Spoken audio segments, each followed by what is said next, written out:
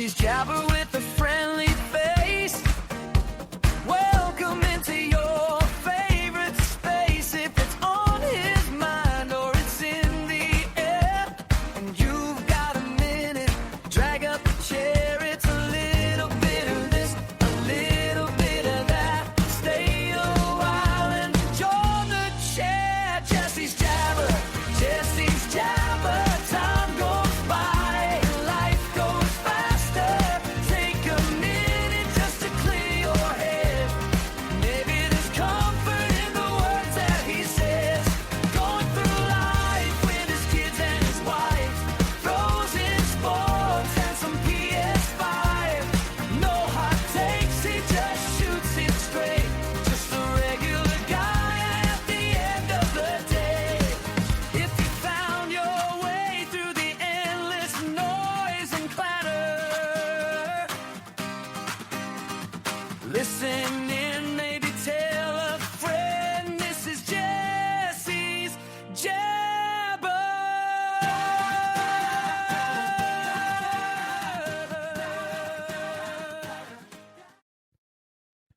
We like our losses with a comeback attached, a lesson learned, a turnaround story, a moment where everything clicks and suddenly it all makes sense again. But not every loss comes with that, at least not right away. Some of them just sit there. A tough season that doesn't turn around, a stretch where nothing seems to bounce back. The effort's going in, but there's not much coming out. And those are the ones that ask a different question. Not, can you win? But can you respond? Welcome in. I'm glad you're here. Wherever you are, whatever you've got going on, thanks for letting me ride along with you for a few. This is Jesse's Jabber. Outnumbered, overstimulated, and on the mic.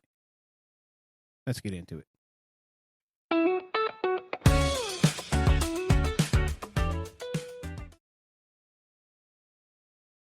We've all heard the comeback stories. The underdog hitting the buzzer beater.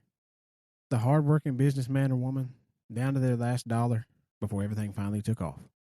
We love those stories because they have a clean ending, a bow on top. The I just kept going and everything finally worked out story. They hit us right in the feels. But what about that season where the buzzer beater doesn't go in? What about the year when we do everything right? We wake up early, we do the work, we keep our head down, stay disciplined, and we still feel like we're losing. I'm talking about a losing season, not a one-day setback, but a long stretch where life's scoreboard just isn't moving. How do we stay steady when things don't bounce back fast? When we're working our butt off at the office, but we leave feeling 3 steps behind every night. How do we keep going when the bounce back starts to feel like a lie? How do we lose without quitting?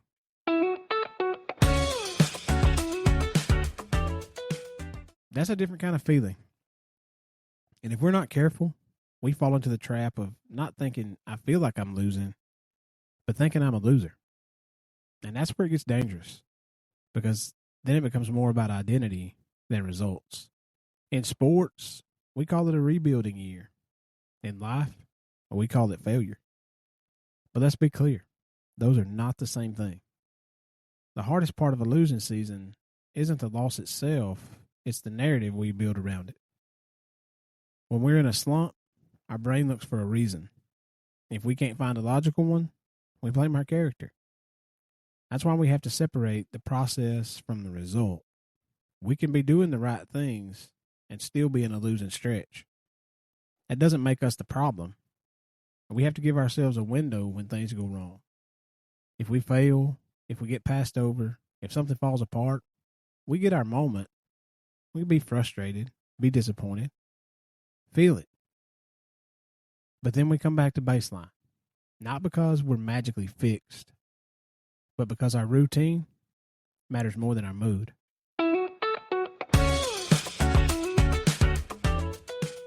Have you ever had a season where you're the hardest worker in the room? You're the first one in, the last one out. Your productivity is objectively high, and yet at 5 p.m., you look at your to-do list and feel like you're drowning. Like no matter how much you do, there's always more waiting on you tomorrow. That's one of the most frustrating parts of a losing season, the repetition. Doing the work and still feeling behind. It's like running up a down escalator. We're moving, our heart rate's 180, but we're still on the same floor. We put in a full day, we check the boxes, we handle what's in front of us, and somehow, at the end of it, we feel like we're losing ground. That feeling will wear us down if we let it. Because it starts whispering things like, what's the point? Is this even making a difference? Why am I pushing this hard if it's not moving anything? And if we sit in that long enough, we don't just get tired. We start disconnecting. We think quitting is obvious. Walking away, throwing in the towel, calling it done. But most quitting doesn't look like that. Most of the time, it's quiet. It's checking out while you're still technically in it. It's lowering our standards just enough to protect ourselves. It's going through the motions instead of actually showing up. We can still be in the job and be done. Still in the room and be done. Still in the game and be done. Not quitting on paper, but quitting in effort. Quitting in focus. Quitting in belief. And nobody on the outside notices right away, but we do. We're obsessed with growth, but in a losing season, maintenance is the win. When nothing's improving, staying steady is the victory. And that might mean lowering the bar, but not dropping it. If we can't give 2 hours, give 15 minutes. The goal isn't progress every day, it's continuity. It might mean being more intentional about what we're taking in. When we're already struggling, constantly watching people crushing it doesn't motivate us. It drains us. That's when it helps to find an invisible scoreboard. Something we can control. Because when the big picture isn't changing, the small things matter even more.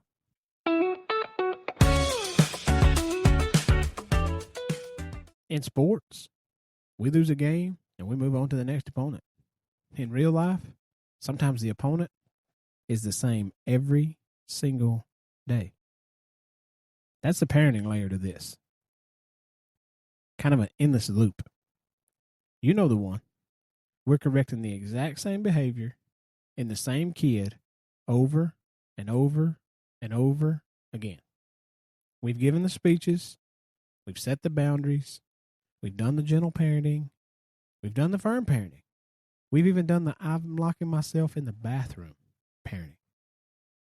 And yet, here we are again. The same conversation, the same reminder, the same frustration. We start thinking, why isn't this sticking? How many times are we going to go over this? Are we getting anywhere? And just like everything else, that's where it can turn personal. That's where the temptation to check out slips in. Let it slide. Lower the standard. Stop addressing it because we're tired of hearing ourselves say it. We start thinking, I'm failing as a parent.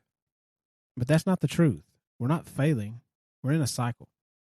And in that cycle, the job isn't to make sure it clicks immediately. The job is to sit with them, to correct it again, even when it feels repetitive, to stay steady, even when the progress is slow. Because in those moments, we're not just correcting behavior, we're building who they're becoming. When we're in that loop, if we stayed calm one more time, if we showed up again, even when it felt repetitive, we didn't lose the day. We maintained the standard. We stayed in the game. That's building. That's the work. That's a victory, even if the scoreboard doesn't show it yet.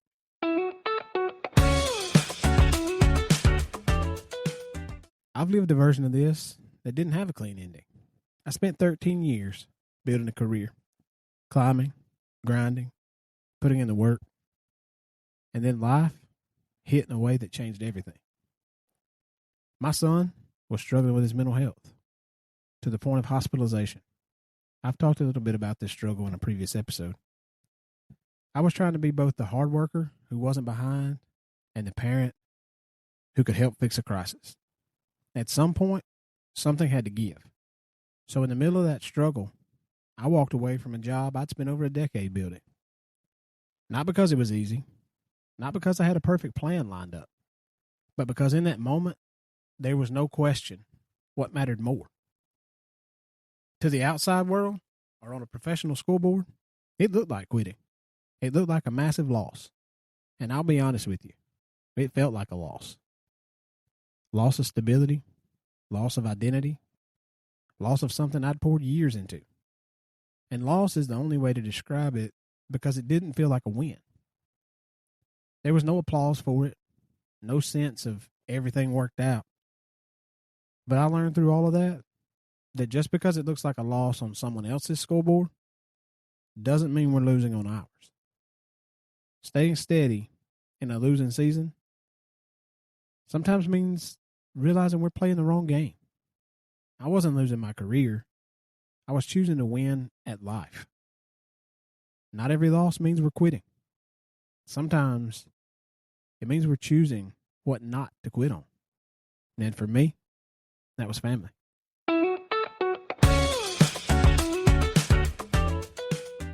We talk a lot about bouncing back, but the truth is, not everything bounces. A rubber ball bounces. A glass plate shatters.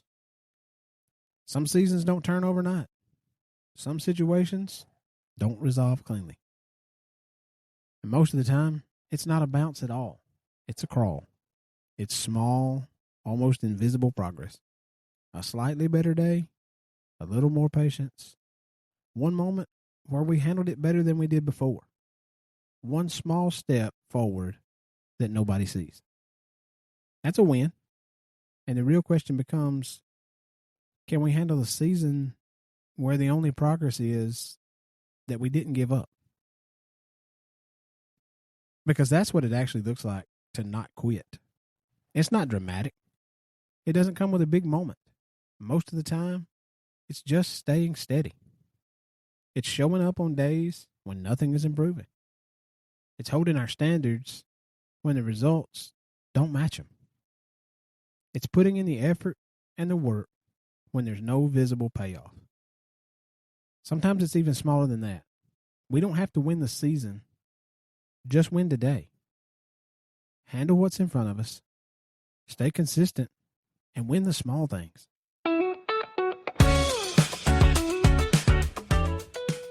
If you're listening to this and you're in one of those seasons right now where it feels like you're putting in more than you're getting back, where the results aren't showing up, where the turnaround hasn't come yet, maybe you feel like you're drowning. Maybe the bounce back feels more like a fairy tale. I want you to hear this. Stop looking at the scoreboard.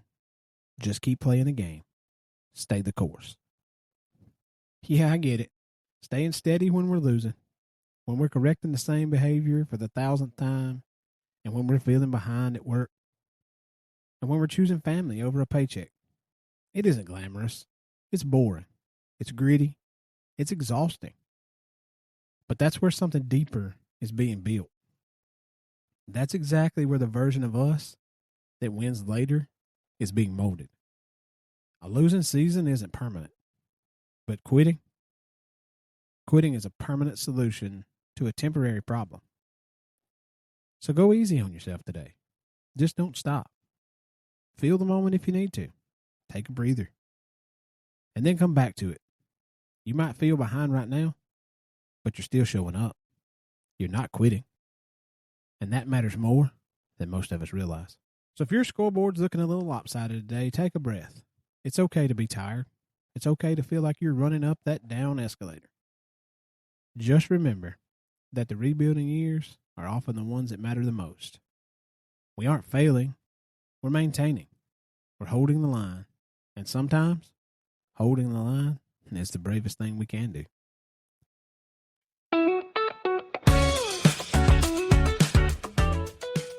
Thanks for letting me be a part of your commute, your workout, or that quiet moment in the driveway before you head inside to go again.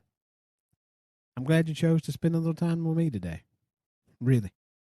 If this conversation resonated with you, or you know someone who's right in the middle of their own losing season and needs to hear that maintenance is the win, I'd really appreciate it if you'd pass it along. And don't forget to like, share, follow, and subscribe on your favorite platform. You can also check us out on Facebook, Instagram, Twitter, and TikTok. It's audio only, so go check out the website, jessesjabber.com. Thanks again. This is Jesse's Jabber, outnumbered, overstimulated, and on the mic. Drive safe, hug your people, keep going, and we'll talk again soon. Jabber,